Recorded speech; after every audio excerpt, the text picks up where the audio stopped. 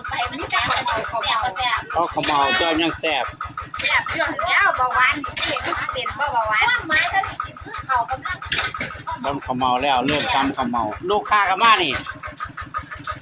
ลูกค้าไม่กลับเขามา ก็ ไม่อีกแล้วบ้านเนี่ย ทวนลูกค้ามาเป็นแถบเลย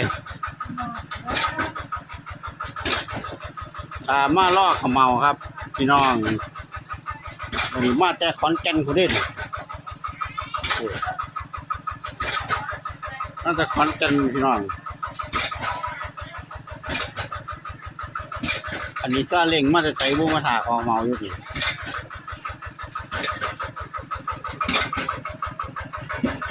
ผู้เตาผู้ตำกับคนเตา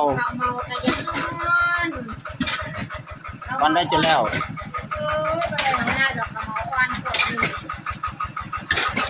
โอ้ย เกษตรอินทรีย์เด้อผมก็ได้ใจเด้อหอมกับหอมแซ่บ แซ่บแห้ง แซ่บหอมกับ ช่วงออกต่างประเทศก็ได้ แซ่บห้ามอ่อย่อเด้อเนี่ยผมก็บ่ได้ใจเด้อมาเบิ่งเด้อเนี่ย เอางาม